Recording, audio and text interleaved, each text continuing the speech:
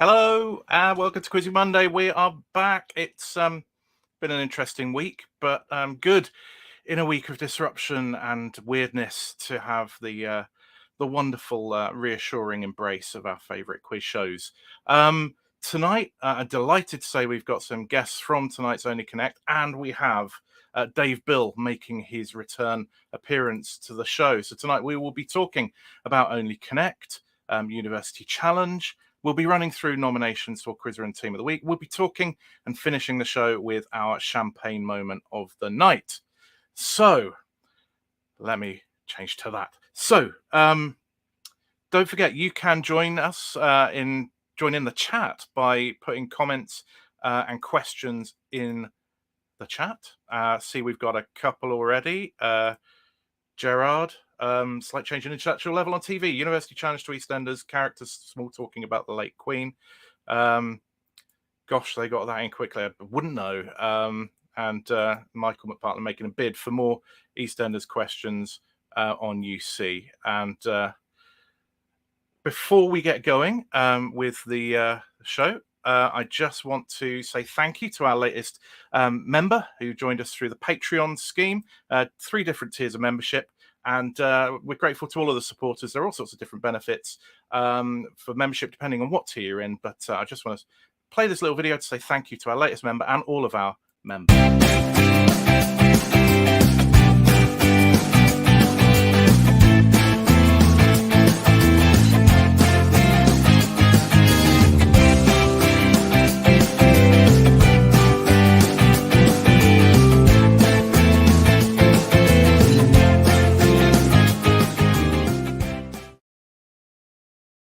So yes, thank you to Patrick Buckingham, Mastermind finalist from last season, the latest person to join our membership scheme. Now, enough of me talking about memberships. I'm going to bring on our guests, and you saw most of them tonight, but there is one familiar face for those of you who've been watching Quizzy Monday for a while. Let me bring on Series 3 champion of Only Connect, Dave Bill. Welcome, Dave. Good evening, how are you, sir? Very good, thank you. I'll also bring on from tonight's show, Paul, Katrina, Alan, Joe, and I believe Veronica is on her way in as well somewhere. So hello, everybody. Hi. Hello. Hi. Now, there was a little bit of chat before tonight's show about, oh God, I'm not sure I'm going to be able to watch myself on Only Connect. For those of you who were worried about watching yourselves on Only Connect, how was it? Paul, how about you? I did watch in the end. I was most worried about my kids being cringed by me being on TV, but they were fine in the end. And they didn't ridicule me too much for getting some questions wrong. It was okay in the end there. And my voice didn't sound like Alvin from Alvin and the Chickens, which was most was that one of your expectations then, that you were going to come sounding like whenever you hear your voice back anywhere on the radio or something like that, you always sound terrible for some reason. So yeah, I don't know if they touched it up in editing, but I came across fine. Alan, you were in the Peacocks as well. Yep. What was it like for you then? Obviously, knowing the result, what was it like for you, kind of watching it unfold? It was kind of weird because you kind of like, you know what you're gonna do, you know what you're gonna say, but you're like, I don't remember saying that. Did I do that? Did I get that one right? Wow. So pleasantly surprised. Joe and Katrina, I guess you had a slightly different weight for this episode to pop up. What was your expectations?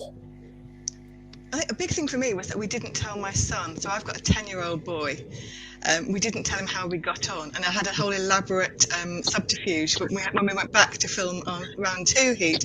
I was on a hen do in Manchester with a friend that he hadn't met, who I was at university with. So we had this elaborate so watching it with him and watching his excitement as it all unfolded was really special. Actually, it was really lovely. I mean, of course, they were the ones that the impending doom. I know. Oh, how could I get that the Blackadder question wrong, for example? And that's coming up, and there's that kind of. I hope I don't look too silly, but no, it was a better experience than I'd dreaded. I think. Yeah, certainly no reason to dread. And Joe, how about you? I mean, you must have had several months of building up to tonight. Better or worse than you feared? All right, actually, better now it has happened. Yeah, waiting for it was worse than doing it. My main worry remains that I work in a primary school and that somebody would have seen me. My phone's been going all the way through. I've been massively outed at my kids' school. I am now, because I've not told many people, and I'm just waiting to go into work tomorrow. And yeah, and when I stand there looking like a consummate professional talking about gin at great length. Yeah, no. It is the terrible fate of anybody who goes on a quiz show who's a teacher, to fear something coming up that's in your ballpark that you absolutely should know about, or fearing saying something foolish. But you didn't. You got away with it, I think. There's no harm tonight. I think the real telling is when you get into school tomorrow. Yeah, I think the comments are, "You're gin today, miss." That'll be, yeah, that's going to be. Well, no, that's what I say.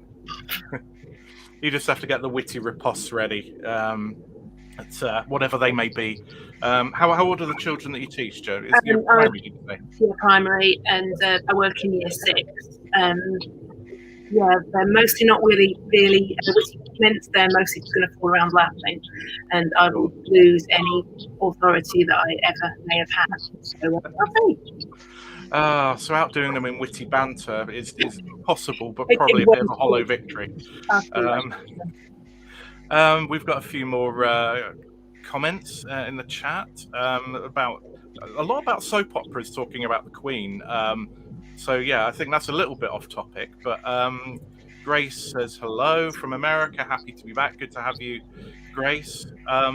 Mark said, the Only Connect makeup and camera team are extremely good at making everyone look incredibly good looking.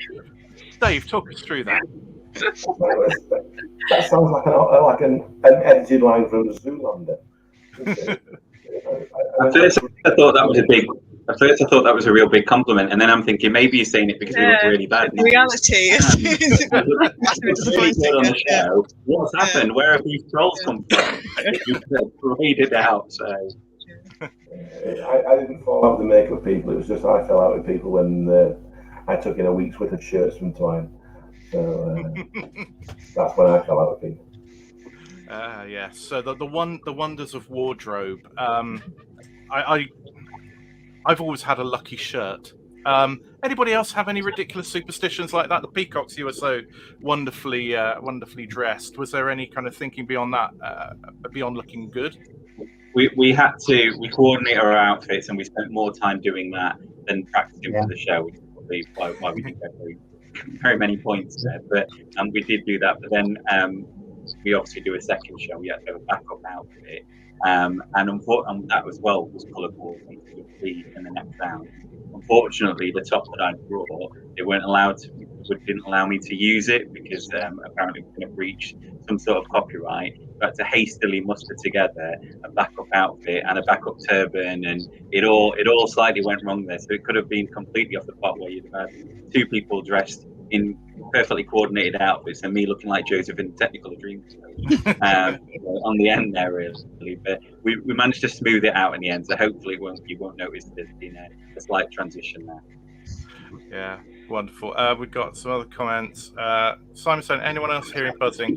Yeah, we've got a bit of buzzing. We're trying to work out how to stop it, but can't quite figure out what's going on. But hopefully won't interrupt your listening pleasure. Andrew Gifford says, I'm sure the kids will all be proud of you, Joe. And yeah, I'm not sure about that at all. All sorts of comments. Gerard saying there was no need for the Peacocks to hightail it out of the hightail. That's a Gerard pun. Is that our first Gerard pun of the series? And yeah, Mark was on last week. And Mark and Claire are having a bit of a conversation between themselves in the chat. So, what the hell made you think about applying for Only Connect? For us, we tried out. It's our fourth time, Katrina, and it was originally, as a thing of women, a bit of a reaction about how male the show was some time ago, which has really changed. Really changed. Which has been fab. We have met much more women than men, which has been awesome. And then it became, well, I got to go to London and see Katrina, and we meet up and go and have lunch, and then go and fail to get on a TV show, and it became this sort of annual tradition, and it was lovely.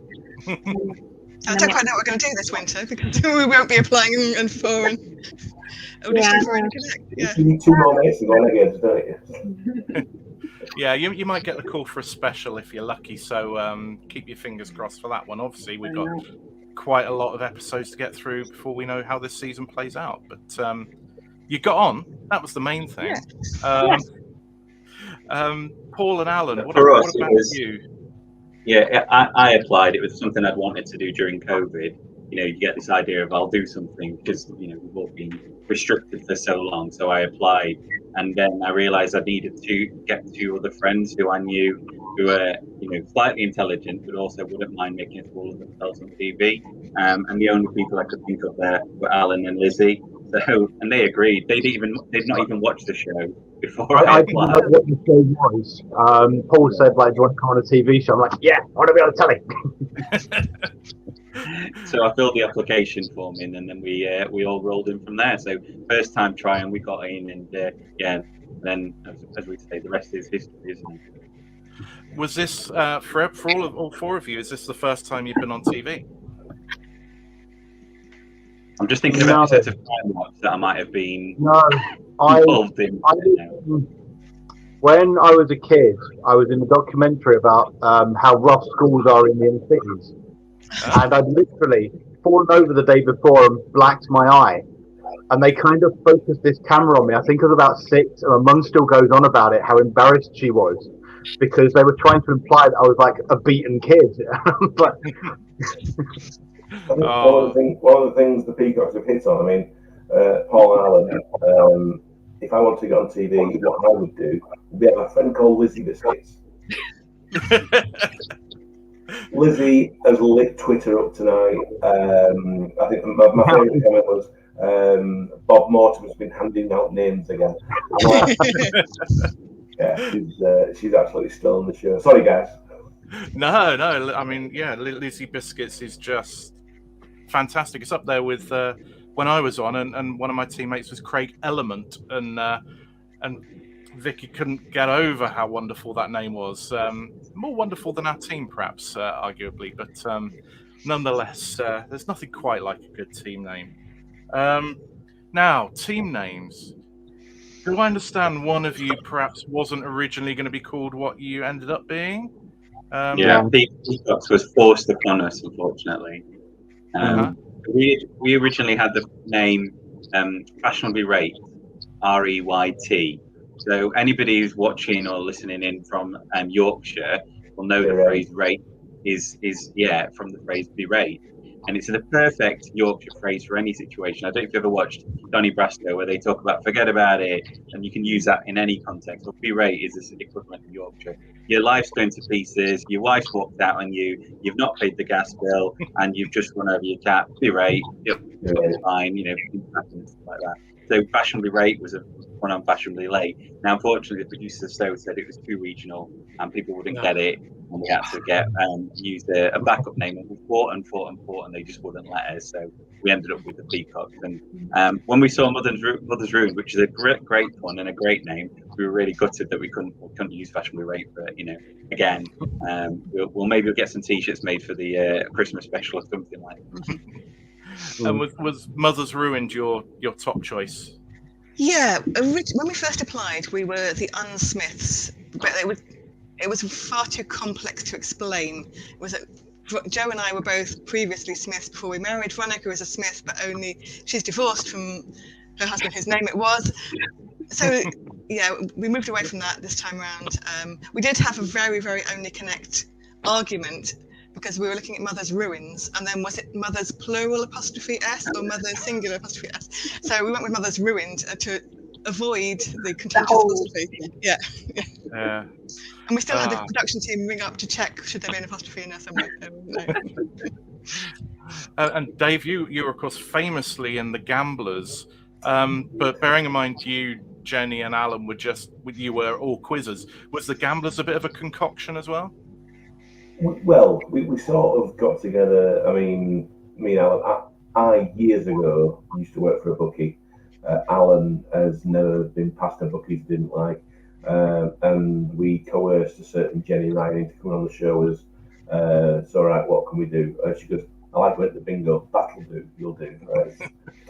So yeah, that's how we were born. But I think I don't think what they do nowadays, obviously, because they've got such a wide array of teams. We were on in our first game, and we were a team called the Gamblers, and they put us on against a team called the Insurers. Yeah? And I thought to myself, it's like, and I think there was a few of those in the early days where you've got the contrast of the teams, which is going to be better playing it safe or going mental, which is basically what we did. So. You still see that with the Christmas specials, don't you, now? That they'll try with cheese and wine and things like that. Yeah, try and get some theme. Yeah, which is why I'm still thinking, why don't they get back on? I'm wondering if there's a father's team that you could play against. Others ruined again, you know. A team called the Junipers some time back, so there was very much a din thing Christmas special. I think they've done the Aylesmen as well, aren't they? Because I think it was a few years that was Mark, a couple of guys that myself and Gareth know. They're definitely a booze-related one. Yeah. Well, I mean, we will see how they choose the Christmas specials. Is a little bit of a mystery to us, but they do come up with great teams and good kind of MacGuffins of a reason to put them together. I mean, the great reason was we were three random blokes called Dave when we did ours. Just so happened with three guys that had all won. Yeah, the Daves. Indeed. Right, before we move on, let's just play this about the winners from last week's Quizzer and Team of the Week. Last week's Quizzer of the Week was Pat Gibson. He won the British Quiz Championship. He won just about everything going, so well done to him. Second was Thomas Gibson, who won a heat of Brain of Britain. Third, Ron Rinchio of Quiz Nations Asia Pacific. Team of the Week was Once in a Lifetime, who won the British Buzzer Quiz Championship. Second, Eddie's Inquisitive Fish of Quiz Nations Asia Pacific. And third, the Plough in Wolvercut from the Oxfordshire Quiz League. You can submit nominations for Quizzer of the Week and Quiz Team of the Week. Go to tinyurl.com/ATQ nominations. Deadline is 5 p.m. on Monday, British summertime. You can nominate from any quiz competition. You just have to tell us who is deserving of a nomination and why. Later in the show, we will tell you who's been nominated this week. Okay, so that was Quizzer of the Week, Quiz Team of the Week for last week. We will do the nominations later on. We have a couple more comments. Gerard saying the Wayfarers was certainly an act of desperation. Oh, hang on. Michael's saying more sports specials at Christmas. Oh, God. We're not going to indulge Michael with his People's Champion shtick. So, tonight's questions, watching them back, what was your favourite question watching it back? Maybe favourite get? Or best constructed question? Joe, there looks like there's a tale to be told by your facial expression. That was a least favourite question moment. And we're welcoming Veronica to the stream. Hi, Veronica. Yes, so least favourite question, Joe. Go on then. Least favourite question was Blackadder. After watching the show while the University Challenge was on Twitter, and the amount of people who spent a lot of time screaming Captain Darling at their screens, and we should have got that, and it was just really embarrassing. But it is different in the studio, particularly if you kind of half see the answer. You don't make the intuitive leap. It can be torturous. Yeah, it was. Yeah, I was stuck on that. There's one Percy, two Percy. What's got four Percys? Well, nothing's got four Percys. Why would anything have four Percys? That would be ludicrous, you know. Unless it's a bag of Percy pigs. Right, then there's more than four. Bag. Yeah. So yeah, that was unfortunate. Veronica, thank you for joining us. I know you've had a little bit of an issue getting in, but you're with us now. Did you enjoy watching the show tonight? Oh, Veronica might be having an issue hearing us. Okay. No, I didn't have a least favourite question. My favourite question was the Belgian footballers one on the wall. Oh, Only because I'm terrible at sport normally, but my little boy's obsessed with football and footballers, and he could probably reel off the entire Belgian national squad there. So somewhere ingrained in the back of my mind was all these Belgian footballers, which I never thought would come useful, and here we go. Did you, because you said footballers when the war resolved itself, did you initially spot that it was Belgian, or was that one of those things that you held in reserve should you need it? It was Origi that threw me off, because obviously, again, my son is a massive Liverpool fan, so I knew Origi from Liverpool, and there's always the two substitutes that Liverpool used to put on last season were Origi and the other guy, I've forgotten his name now. And I knew one of them was Belgian, but it just didn't click in my head, and then I realised, hang on, actually, these are all Belgians here, and it just threw out. So. Yeah. But yeah, Victoria was like, that's quite an obscure piece of knowledge, but I think anybody who watches football would probably have gotten all of those really quickly. So just obscure for maybe the only connect circle of people. I mean, it's things like remembering Philippe Albert, because he's a little bit out of the time zone, isn't he? You'd be surprised. He watches a lot of football, including some things like, on YouTube, he'll go and watch Rangers v Celtic from 1989. Or something like that, just because he's just obsessed with it. So, yeah. Alan, what was your kind of favourite moment of the favourite question of the quiz? I actually got the musical question. I didn't know the first two artists, but as soon as they put Dollar in there and then Johnny Cash, it was obvious what the connection was, not even knowing the previous two. I was surprised that they used Johnny Cash for the last one. I would have been straight in there with 50 Cent or something like that. But yeah, I suppose it was because it was slang terms, wasn't it? Lolly, cash, dollars. Dollars are specific currency, so maybe that doesn't hold up. 50 Cent would have been a good one, wouldn't it? Or there must be a penny, or yeah. I think I've gone down the same track as a couple of the rest of you with the Monster in the Balloon Party bin faced question. I think a lot of people would have been shouting something similar at home. My favourite was the one that you unfortunately didn't get, was the Araf Afar. That was annoying. I thought that was very nice. With the letter substitutions, I thought it was very clever. We were getting there. I got as far as Araf. I didn't have the time to put it together. Yeah. I didn't think of the Tetris words. Didn't do a lot for me. I thought I could see where it was going, but it's just. It was a bit basic, wasn't it? Yeah, I think if it went the other way, if you'd have started with it and you had to get bigger, then it'd be more tricky, wouldn't it, to try and form a 4-letter word out of 4 Tetris pieces. But it was just a bit finishing, wasn't it? But it is round one, so we do expect some slightly easier questions in the first round of matches. And we've got our motorway services question out of the way for the series. Newport Pagnell gets a mention. Tick. I like the precedents, which was I could have got a 5-pointer in that one if I'd been a bit bolder. I had the idea. It's the states that produce the most presidents, and I thought Virginia, and yeah.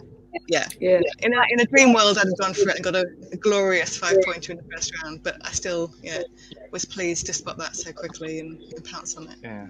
Did you have that dilemma, Katrina? Were you sat there thinking, we should go for this, or were you just kind of always going to play it a little bit more? I wasn't.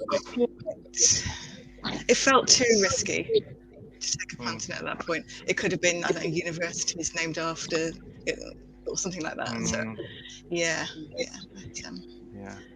what might have been. Veronica, can you hear us yet? Yeah, I can finally. Sorry about that. Or somebody else's computer to actually make it work. So, Veronica, we're just talking about kind of questions that appealed to us watching it back tonight. Anything from your side of things that you watched back and thought, actually, that was a nice question, or really pleased with getting that? I mean, I thought they were, on the whole, they were quite calm questions for round one. I may be in a minority. I did think, I thought the president's one was a nice question, Trina, and I thought you did well to answer that. And you do always tend to be fairly careful. We generally say, no, go for it, Trina. I'd completely forgotten that question. It's me saying, go on, do it, because I have no idea what you're talking about. And you sounded so no. And the Blackadder one was so annoying. No, we're not going there. I mean, it's frustrating when you kind of dance around it, when you kind of know where it's going, but you can't quite put your finger on it. Are you big Blackadder fans? That would make it work. The best answer around for me was Joe's big. Big, yeah, Joe, that was yours, wasn't it? Big crunch, big bang. Big bang. That was very good. Well done. I had no idea what I was talking about. I was very worried Victoria was going to get me to explain what the reasons were. But nonetheless, you came in after 3. That was good buzz. You could have waited and played safe for the final one. So, fair play, good answer. Now, before we move on, just a couple more little short videos. Join us for lunchtime quiz time every day between 12 and 2. At 12 o'clock, we release a question, and at 2 o'clock, we give you the answer with some supplementary information. We play lunchtime quiz time on both Twitter and Facebook.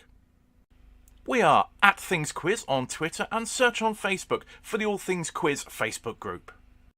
We've got a couple of interviews on All Things Quiz that you may enjoy. First up, an interview with the new British quizzing champion, Pat Gibson. And then, following that, an interview with the captain of the Open University team, James McGregor, as he speaks frankly about his experience. Now, one of the things that was revealed to us during the course of the night was that Count Binface has written questions for Only Connect. That was...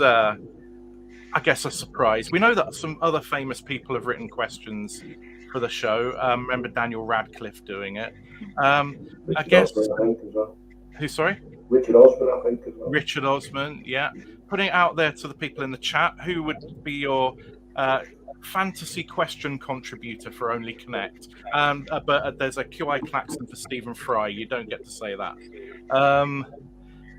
I'd like George R. Martin to write one, but he wouldn't get past question 3. There's the geek humour there, Paul. But you could just say 4 clues that reveal the end of the Song of Ice and Fire.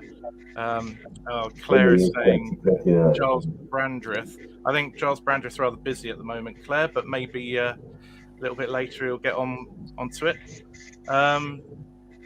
So, first round, it was kind of nip and tuck, 3-5, not much in it. Second round, I like the 0.55, 50, 500 films one. I thought that was... Well, then you'd no chance of getting a final, but of course, not all the questions need to be from there.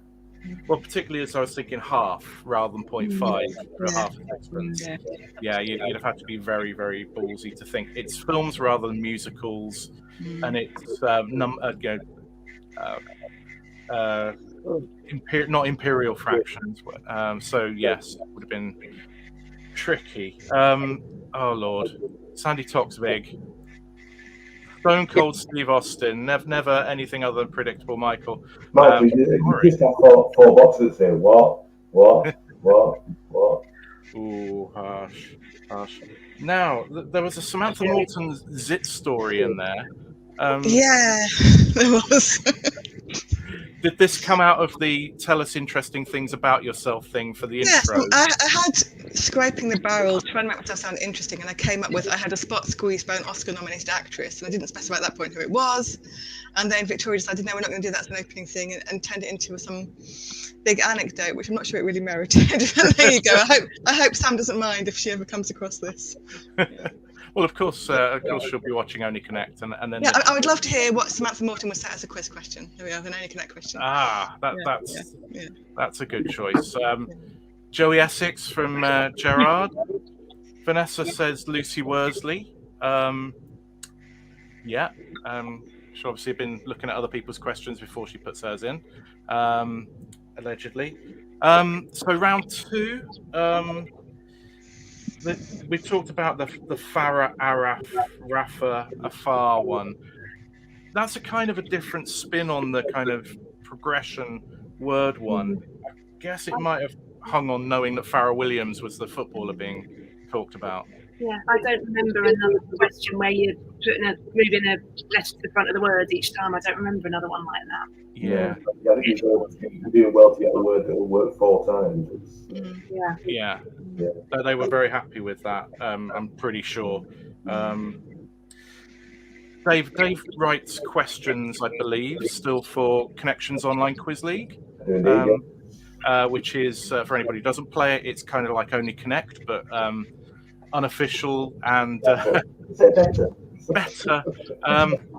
As a question writer, when you're watching Only Connect, presumably you are measuring up against the stuff that you're writing and even discarding. Do you actually get to enjoy the show, Dave?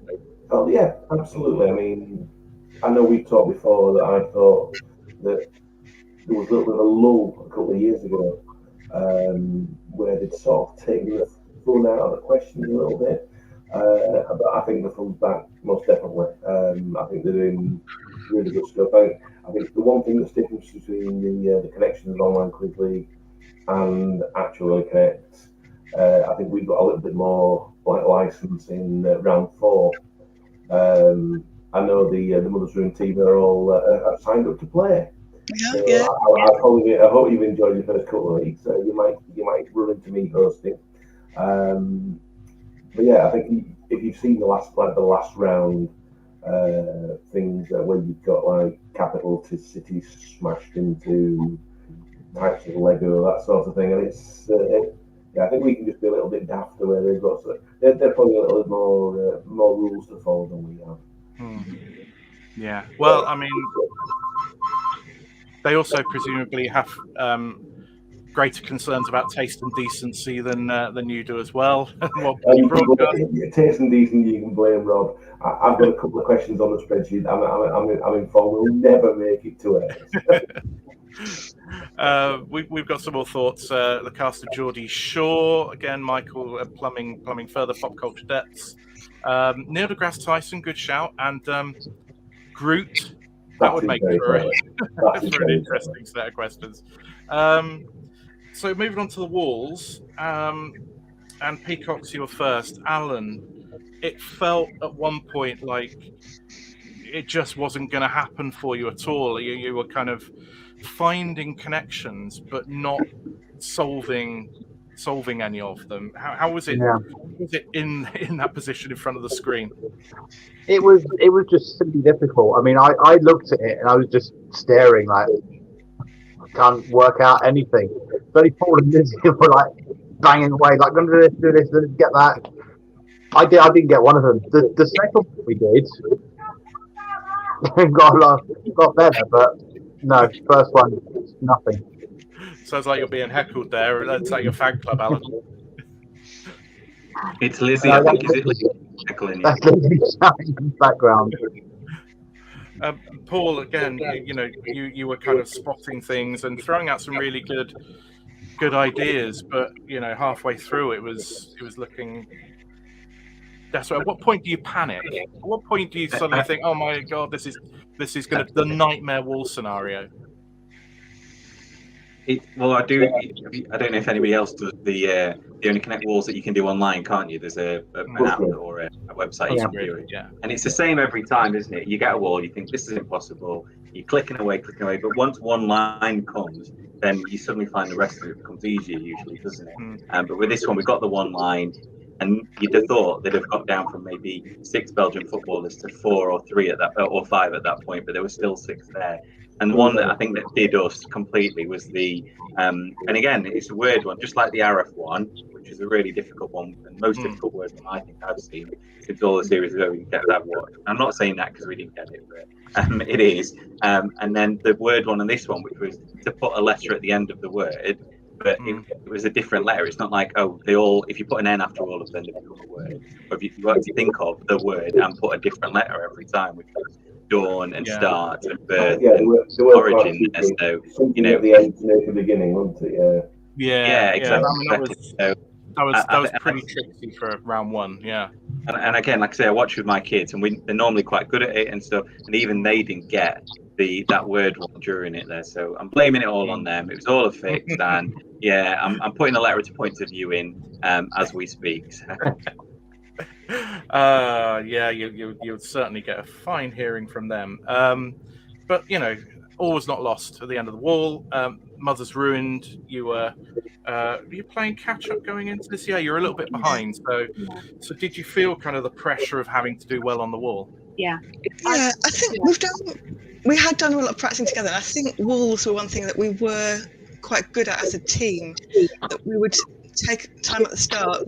So we tried to kind of look through the different possibilities before we started going straight in there and clicking away. And I think that put us in good stead.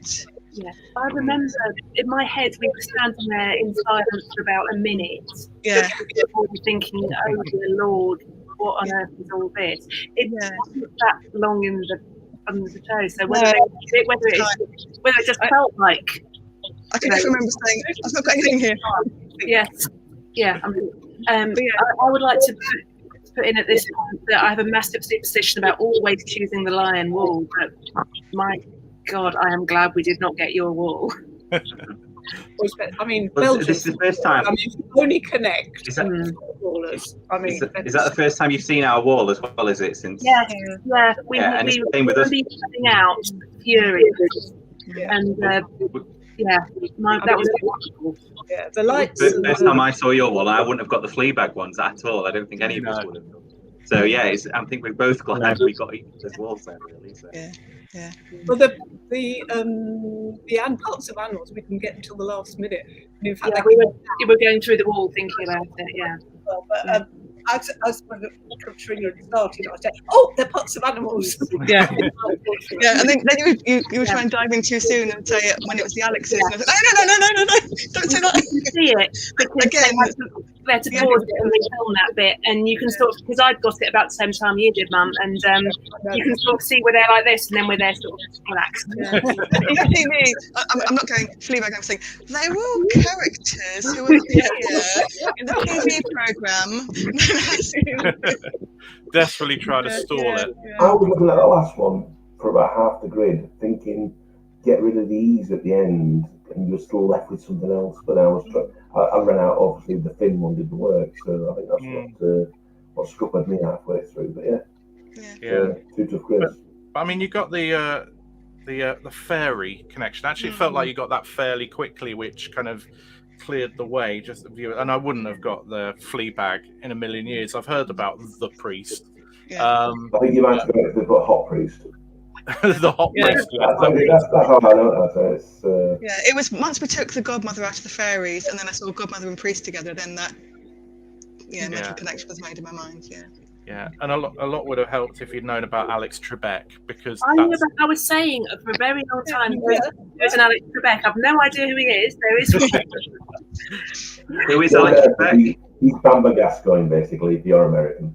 Yeah, that was a joke. Very good, Paul. Very good. Yes.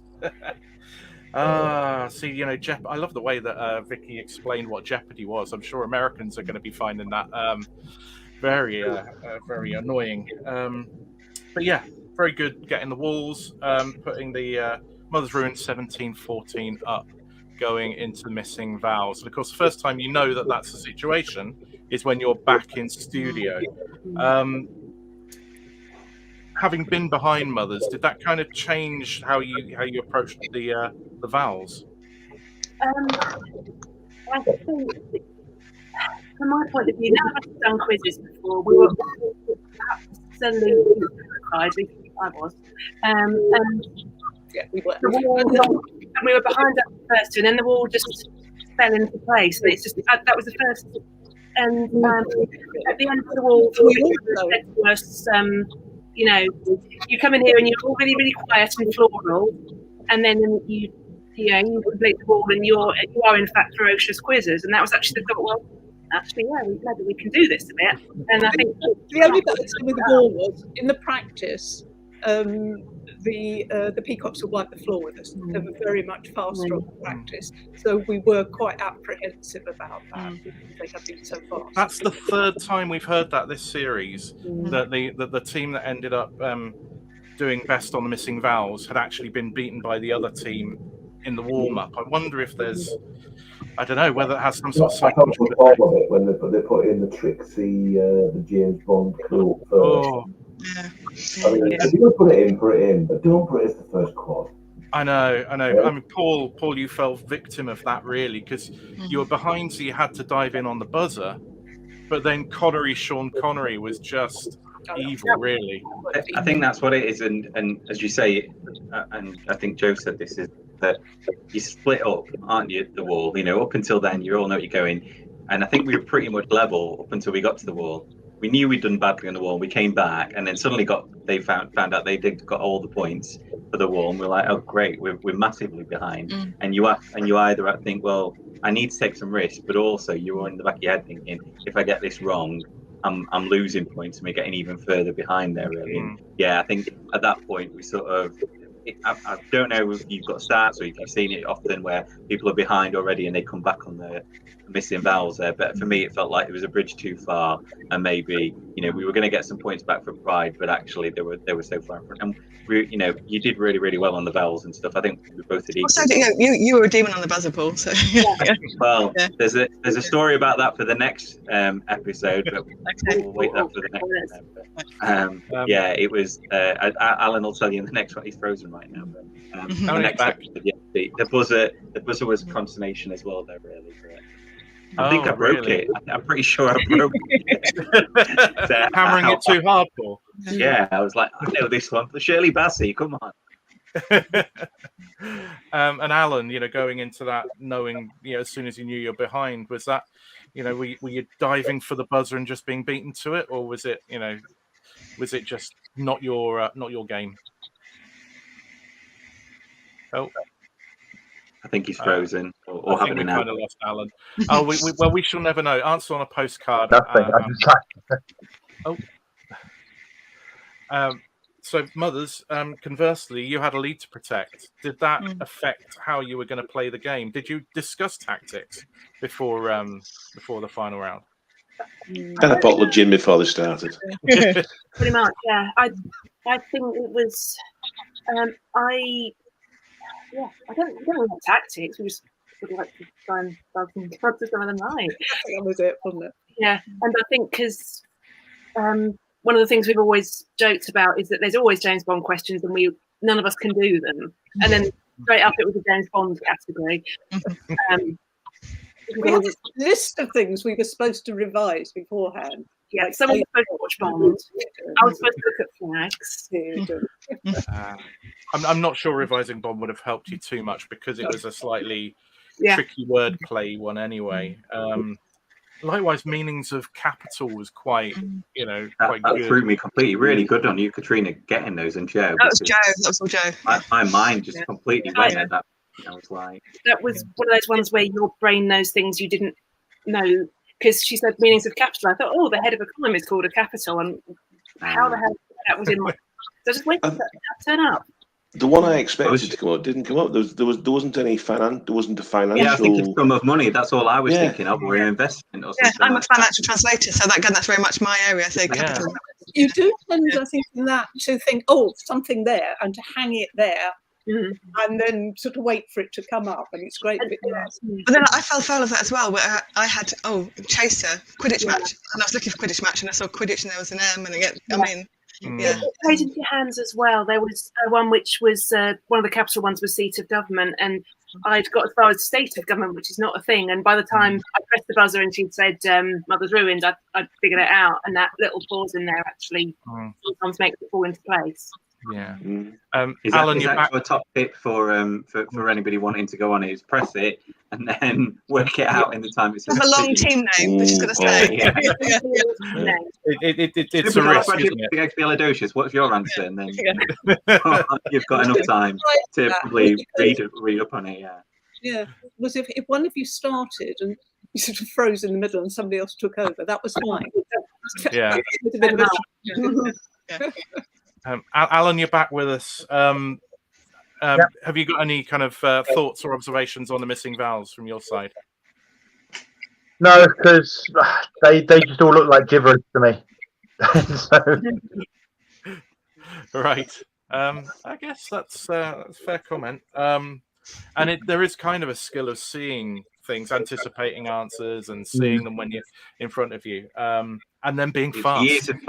It's years of playing Scrabble on my phone and having to make words out of, like, whatever jumbled letters you've got there, and you pick up the skill, don't you, after a while and stuff. So yeah, not as good as that I can do the countdown conundrum every time, but certainly only connect missing vowels. It's a sweet spot in the middle. When we went on our final, we were in the final against a chap called Chris. I think it was Chris Cummins, and Chris was a countdown octo champ. Wow. And we were 22-7 going. I think it was like 20 points to 7 going up in the final round, and I think we ended up winning 22-19 because he was just bang. But I was like, frighteningly fast. Yeah. Well, at the end of tonight's show, Mother's Ruin came out on top, 22-17. But we do get to see both of you again, which is the delight of round one.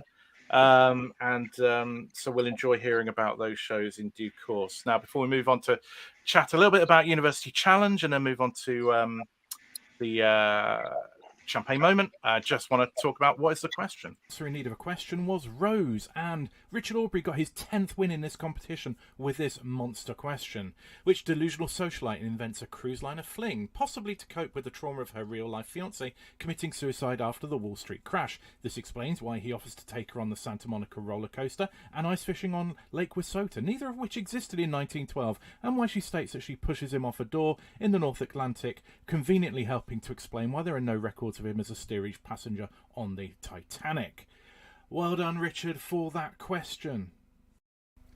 This week's answer in need of a question is Pile. We've compiled all of the submissions, and you can now vote at tinyurl.com/WITQpile. The link will be in the description below. You can vote until Wednesday, when we'll release the final list of questions. Make sure you're following us on Facebook and Twitter so that you can see the word that gets released on Sunday and take part. Okay, so that is the penultimate little interruption. University Challenge. Now, you might all have been way too busy dealing with tweets and Facebook messages and phone calls and whatever to watch it, but we still have University Challenge to talk about. And University Oxford put in a pretty darn good performance tonight. Dave, did you catch it? Yes, I did. You think I don't think it was a vintage show. I think there was. It was definitely a slow start. I think the first couple of. I think maybe the first 4 or 5 starters were a bit light on bonuses. But yeah, 175 is a reasonable score. I don't think they're going to be. I don't think the 110 losing score is going to be good enough. Was that the same as the Open University last week as well?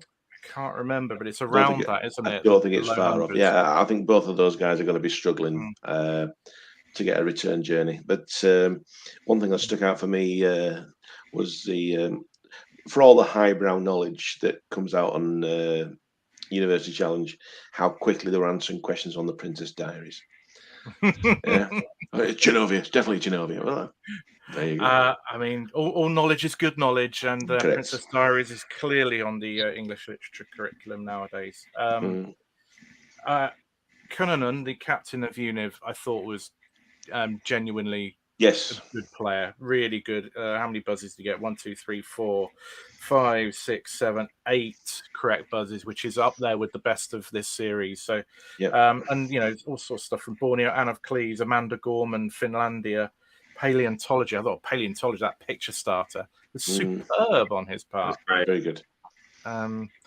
So he was a good player. I mean, two good teams, to be fair, but I think the days of really huge scoring are kind of gone for a little while now.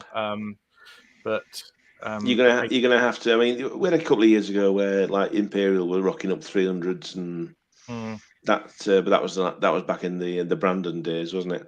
I'm agreeing with what Chris is saying on the chat as well. Couldn't make sense of the Gulf maps. Yeah, didn't strike me as well. Good. It was tricky, wasn't it? I didn't spot the significance of no shoreline in the kind of southeast of the first one, and that was possibly the more gettable one. I just thought they were really hard. Those starters. I could see where it was coming from with the guess on the Black Sea for the first one, but then I think even University Challenge would have to leave Crimea in there, even though other people might disagree. So the OC folk, did you catch UC, and what did you make of it? I normally get a few questions right, and we're losing Paul now. Messages and everything like that, and the tweets and everything. So your mind somewhere else there. But I did get all the dinosaur questions, which I'm pleased about and stuff. So my 10-year-old self would be very pleased with me to get all those. So. Yeah, I mean, I'm no dinosaur expert, but I thought actually, Trina, your lab would have had a good go at the dinosaur skeletons, wouldn't it? At 10? We were on to bedtime by then. I mean, they were, I suppose, pretty. They weren't overly obscure. No, they weren't. To be fair, but it was, it's enough that you could go Brontosaurus instead of Diplodocus or whatever, But yeah, I mean, it's a fair set, and as you say, it does appeal to the kind of the 10-year-old in everybody. I just assumed that everybody was obsessed by dinosaurs at 10, but maybe not. I was. Yeah. We saw the return of a classical music starter. Probably the first one, I think, of this series. Trombone solos, probably a bit different from songs sampled by Beyonce, which we had last week. They were hard as well, though. Yeah. I mean, as somebody that likes a bit of pop music, I thought they were really tough. They were. Yeah. I mean, King Crimson was one of them, wasn't it? It was tricky. Ukuleles in cinema. I mean, I love the inventiveness of the question writing when you get to write 3 questions on ukuleles in cinema. But I have to say, there were a few that the grizzled old quizzers, like myself and Dave particularly, might have raised an eyebrow at. The Lincoln Cathedral one, which is a bit chestnutty for us anyway. Not if you've never heard it before, but Nighthawks and American Gothic is 2 out of 3 in. I think they got that just after. I think they said something. Yeah, and... said night something or else, but Night Owls. I think they said. Yeah, which was. And I got it because it's my favourite painting, which was good. So.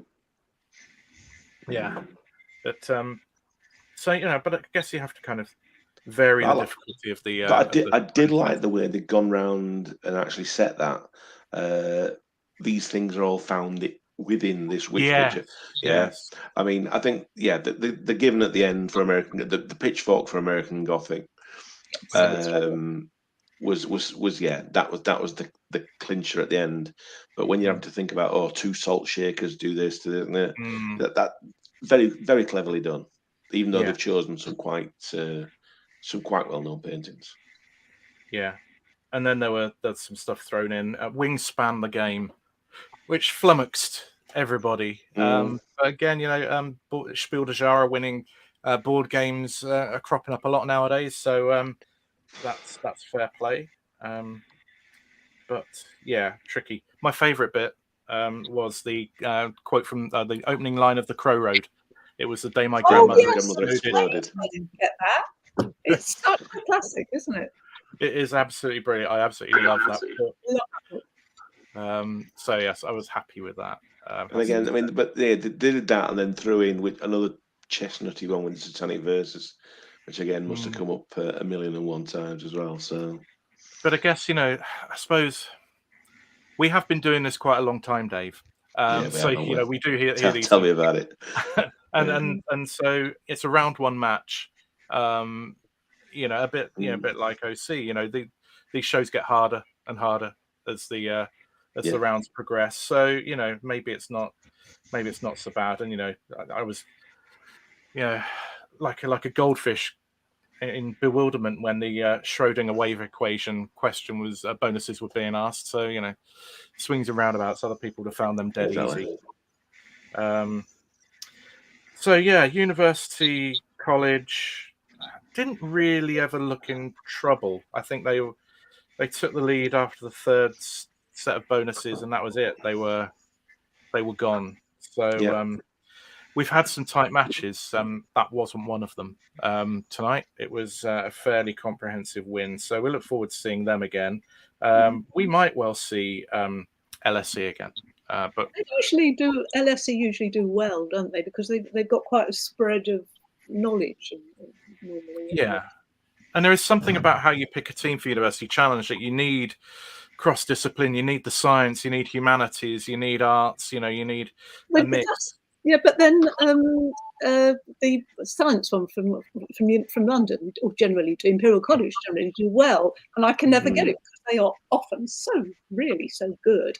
And yet, it's science and maths, but they seem to be broadly based in literature and art as well.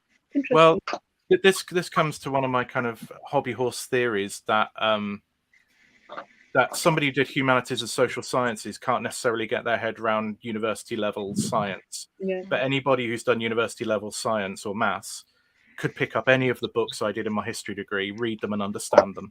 And I think there is a degree to which there is a greater barrier going in one direction than the other. But I don't know if that's accurate, proven by any form of science. It's my personal hunch, and just to justify why I'm not very good at science, because I did a history degree. So yeah. Catherine Burkett.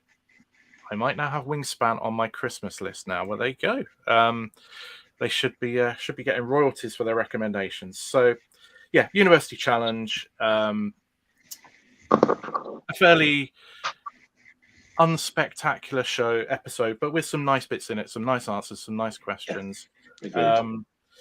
And yeah, a good performance, particularly by Cunanan, who we're about to announce the nominees for Quizzer and Team of the Week. We don't mention the names of the winners of University Challenge and Only Connect because we don't want to give away spoilers. In fact, I was meant to say that at the start of the show, that there would be spoilers. We are going to be adding Cunanan from Univ to this list that we're going to show now. Here are the nominees for Quizzer of the Week. Fraser Cameron for 13 out of 15 in the Pop Culture Challenge. Toby Cox for winning QuizKosh Alpha. Abhinav Dasgupta for winning QuizKosh Beta. Patrick Friel for becoming the Learned League champion for 2022. Charlie Fritz for 14 out of 15 in Mimi as well. Alejandro Gonçalves, the player of the season in Quiz Nations Portugal. Dave Gregson for 13 out of 15 in Pop Culture Challenge. Dal Jackson for an OQL Full House. QLL Summer League Final 7 out of 8. Evan Lynch for an OQL Full House. Muffy Morocco for the highest score of the OQL USA players to get 7 out of 8. Liam McCarthy for an OQL Full House. Nick Mortimer for 13 out of 15 in Pop Culture Challenge. Ned Pendleton for a stunning Brain of Britain Heat win. Sarah Perbrick for her consistent exemplary sporting attitude and strong OQL performance this week. And Paul Sinha for his Quarantine Virtual Quiz League victory. The nominations for Team of the Week. Ethical Mind Collective for their strong start to OQL Life. Mangoes for the top scorer in OQL. Manos Castro, the champions of Quiz Nations Portugal.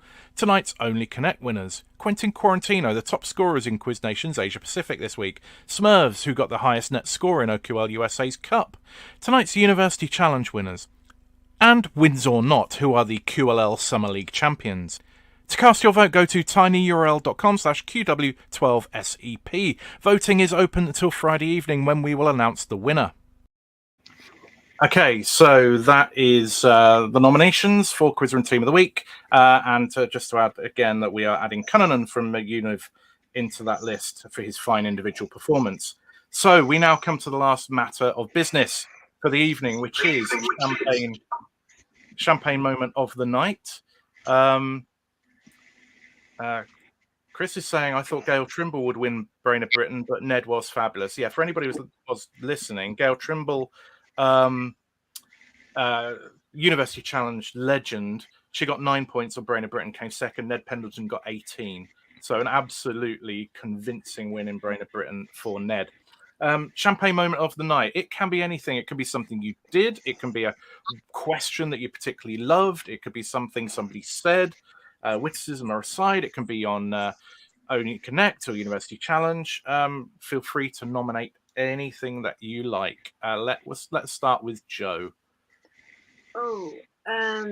I've talked about one of mine, which was Victoria calling a ferocious quizzes, but I think the best one has been the fact that all the Only Connect teams hang out together massively on WhatsApp, and I have met some of the best people I've ever met in my life.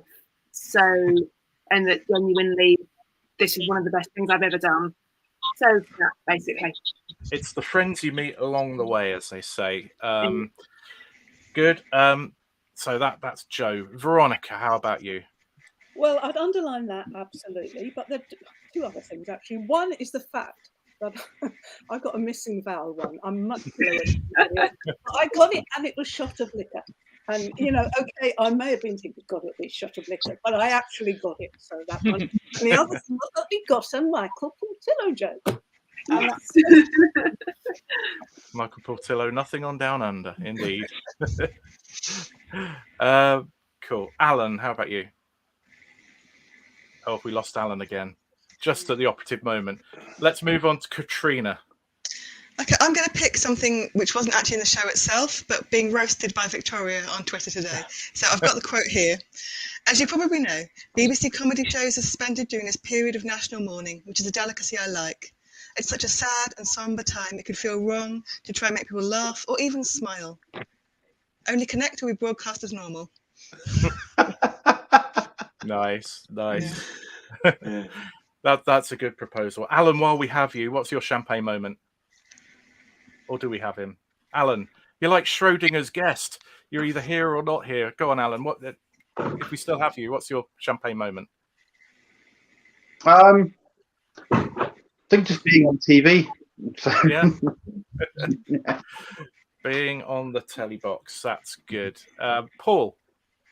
I'll do my one and Lizzie's one because she sent it to me. But my one was getting the Belgian footballers and meeting VCM, who is as lovely and radiant and witty as you see on TV in real life. So that made my life and the outcome of the show, regardless of that. And for Lizzie, everybody's loving her name on Twitter, which is amazing for her. But the best tweet she's seen is somebody's put, "I can't wait for Windsor Castle to release some commemorative," and then Lizzie biscuits. Go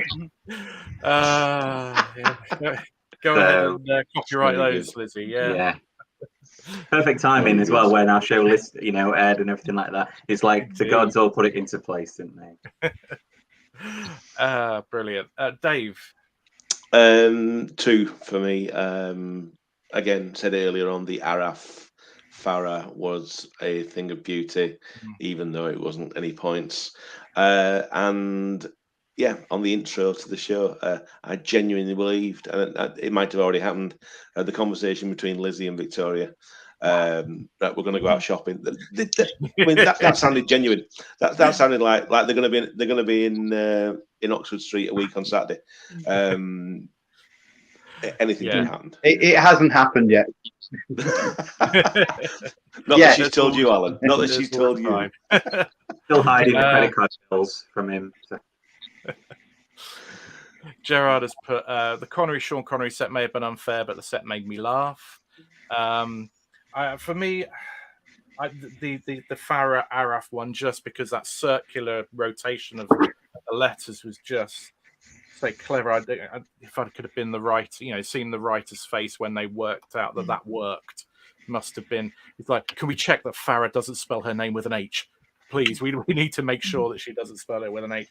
So I really like that. And then just because it's one of my favorite books, the Day My Grandmother Exploded, I just love that. So, but it was a really enjoyable night watching Only Connect. Some good quizzing as well on University Challenge.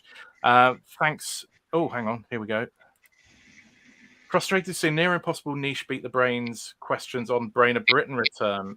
There was a brutal Andy Warhol related beat the brains question on Brain of Britain, which yeah, I'm not sure that. I knew Holly. There's a Woodlawn or something. I had no idea on the rest. Yeah, but, it was never going to get got. But we could all write questions like that. Anybody can write a question that's too hard. Yeah. But anyway, let's not end on a low. Let's end on a high. That we've had some fantastic guests tonight. Can I just throw one thing before we go, Garen? Go on, Dave. Go on. Anybody that's in Rochdale or the Rochdale region on Saturday, we have Quiz in the North. Quiz in the North, a gang of us, there's about 50 or so folk, Flying Horse Hotel in Rochdale. Come along, do some quizzing, have a beer, come for a curry afterwards. It's all good fun. Brilliant indeed. Quiz in the North, and thanks to our late departed Queen. The rail strike won't be affecting it now, Dave. So I hadn't even thought about it. Yeah, that's indeed.